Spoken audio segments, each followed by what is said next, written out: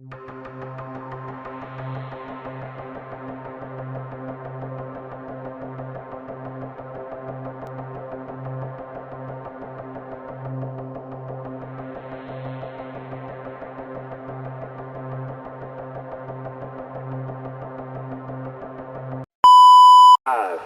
4, 3, 2, 1.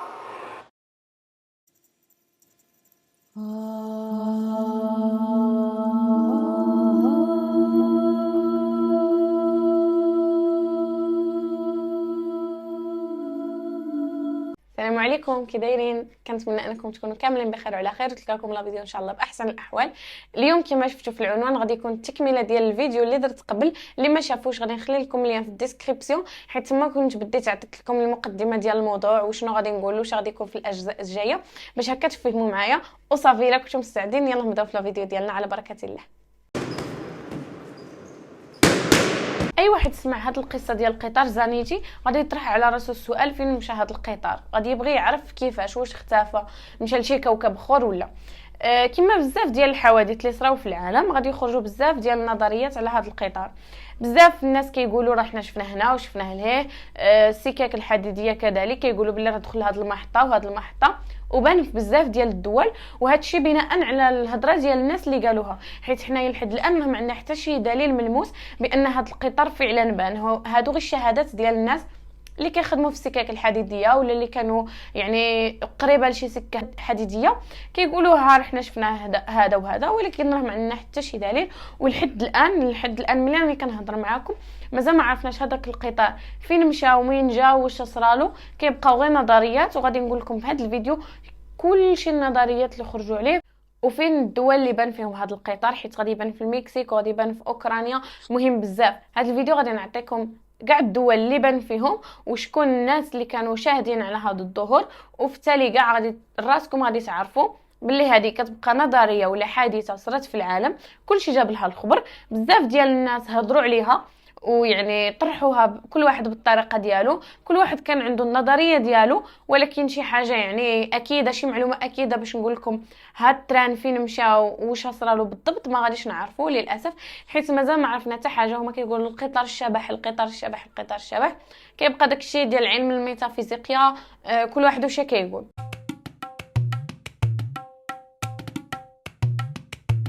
اول بلاصه غادي يبان فيها هذا القطار ولا غادي يقولوا باللي راه بان فيها هذا القطار هي المكسيك ولا مكسيكو، بعيده بزاف لا على ايطاليا وبعيده على اوروبا بشكل عام. غادي يبان في امريكا اللاتينيه كما قلت لكم بالضبط في مكسيكو. غادي يخرجوا واحد 104 ديال الركاب هكا جاو كيدوروا في الشوارع ديال المكسيك، كانوا 104 بالضبط كما كانوا في القطار ديال زانيتي. ولكن الغريب انهم كانوا لابسين واحد الكسوه غريبه على ديك المنطقه وغريبه حتى على الزمن اللي كانوا فيه، حيت هما كما قلت لكم انطلقوا في 1911 وهذيك رحنا 1940.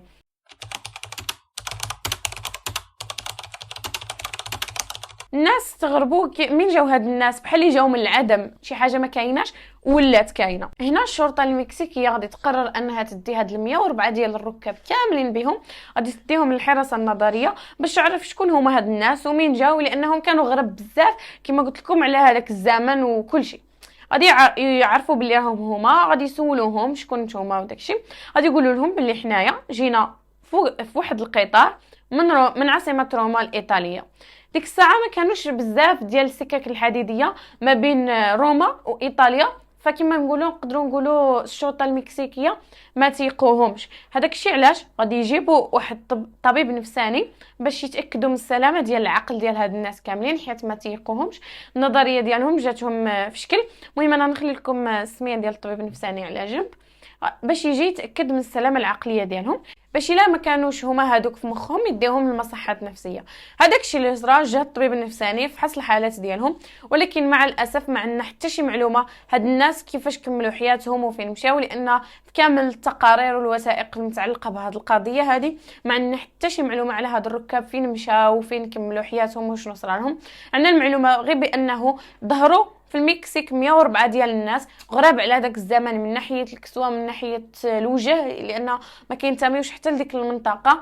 مشاو داتهم الشرطه المكسيكيه، عيطوا للطبيب النفساني باش يفحصهم، ولكن موراها ما عندنا حتى شي معلومه وشنو صرا.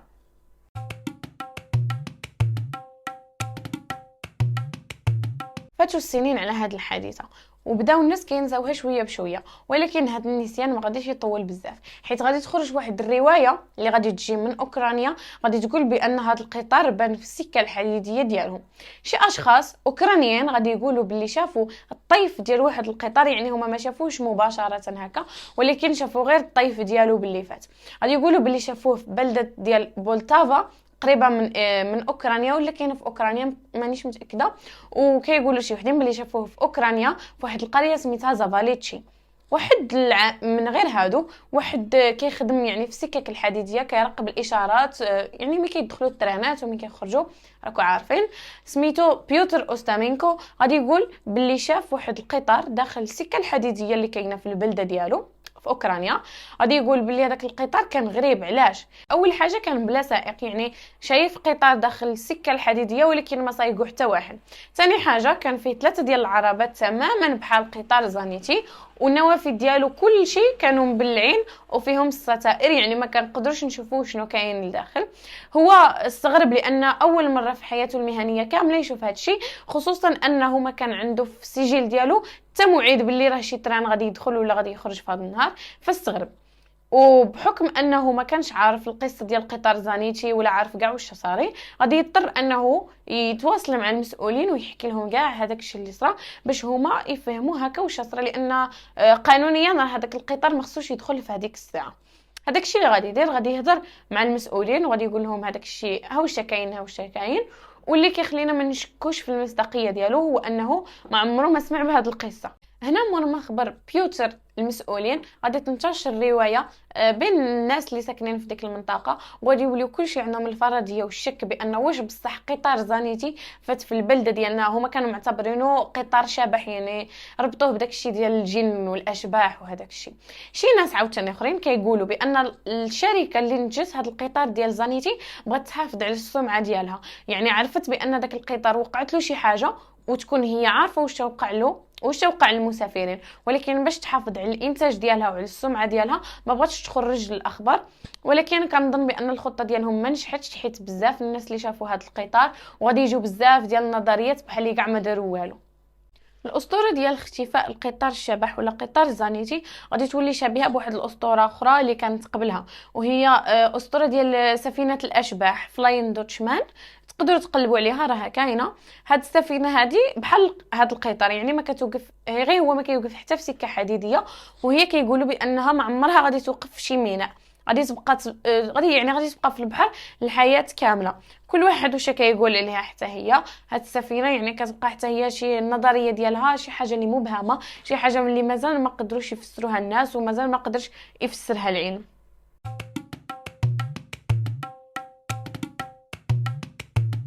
علميا ما عندنا حتى شي تفسير فين مشى هذا القطار، ولكن الناس اللي كيهتموا بالاشياء ما وراء الطبيعه وبهذه العلوم هذه كيقولوا كيطرحوا السؤال واش هذا القطار سافر عبر الزمن. شكون واش الحاجه اللي خلاتهم يطرحوا هذا السؤال؟ 1840 غادي يبانوا 104 ديال الركاب في المكسيك اللي هما غراب كما قلت لكم في الفقره اللي قبل، والرحله تبدا حتى 1911، يعني راه الفرق ديال 71 سنه بالضبط. ولكن اللي خلاهم يتسائلوا هو ان هذا القطار كان نفس الشكل، الركاب كان نفس العدد ديالهم، وكيقولوا بانهم جاوا من ايطاليا، علما بانه ديك الساعه ما كان حتى شي سكه حديديه بين ايطاليا وما بين المكسيك، لان كل وحده في قاره ومتبعدين بزاف. هادشي اللي خلاهم يطرحوا هذه النظريه ديال واش قطار زانيتي سافر عبر الزمن. هذا القطار ديال زانيتي غادي يقولوا بانه بان في النرويج، بان في بريطانيا، وبان في روسيا، وبان في المكسيك.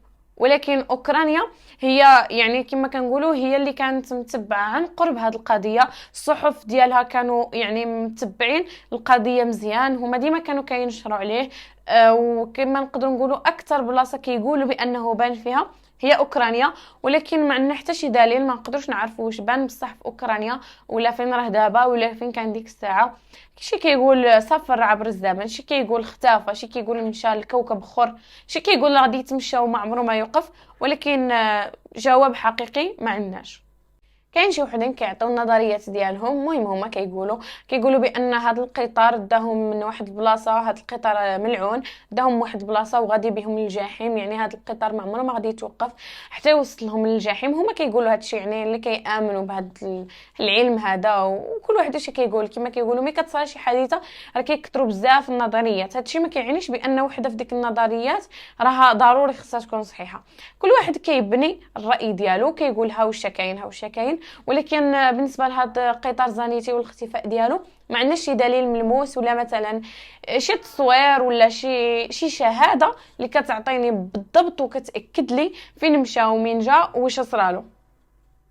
القصه ديال قطار زانيتي من اغرب القصص اللي غادي تكونوا سمعتوها، وانا شخصيا ملي قريت عليها وبحثت فيها جاتني غريبه بزاف، حيت ما لقيناش شي دليل اللي غادي يوصلنا للحقيقه. الصراحه وجعني راسي نعرف هذا القطار فين مشى واش تصرالو.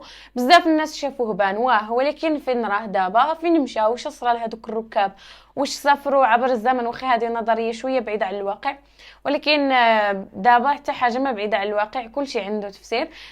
كنتمنى انكم تخليوا لي الاراء ديالكم في كومونتيرات، تقولوا لي رايكم فين مشى هذا القطار. واش كتظنوا كتامنوا بفكره انه سافر عبر الزمن، ولا كتامنوا بانه دخل داك النفق وصرالو شي اكسيدون، والشركه يعني باش تحافظ على السمعه نتاعها درقت عليه واش صرا باش تحافظ على الانتاج ديالها وداكشي. وخليوا لي النظريات ديالكم كاملين باش نعرف حتى انا الاراء ديالكم في هذه القضيه. حتى لهنا كنقول لكم بلي انني ساليت الفيديو ديالي. كنتمنى ان القصه كانت واضحه وباينه بالنسبه لكم، حيت انا فاش قريت القصه وبحثت فيها لقيتها معقده وفيها تفاصيل بزاف، يعني باش تقرا كاع داكشي صراحه الانسان كيمل. حاولت انني نلخصها لكم في جوج ديال الاجزاء، نعطيكم يعني غير اللي مهم باش تعرفوا واش صرا في القصه، ونخليكم عاوتاني تفكروا مزيانين. هاد القضايا اللي كيخليوك تفكر كيكونوا فيهم نظريات بزاف، يعني الحاجه اللي مازال ما لقاولهاش الحل كنفكروا فيها، ماشي بحال الحاجه اللي لقاو لها الحل صافي هما فكروا وعرفوا الحل ديالها. وكنتمنى انكم تخليوا لي الاراء ديالكم في كومونتيرات باش نعرف النظريات ديالكم على هذه القضيه، نستافدوا من بعضياتنا. قبل ما نساليو الفيديو ما تنساوش تدخلوا عندي في انستغرام ديالي، تما كنكون اكتيف بشكل يومي، وتقدروا تخليو لي الاراء ديالكم على الفيديوهات. نقدر انا نتشاور معكم الا بغيت نشونجي شي حاجه ولا بغيت الفكره ديال شي فيديو هكاك، كنكون قريبه احسن من هكا من يوتيوب. هنا خليو لي الاراء ديالكم في هذه القضيه، وفي انستغرام خليو لي الاراء ديالكم لقضايا اخرين. وصافي باي باي.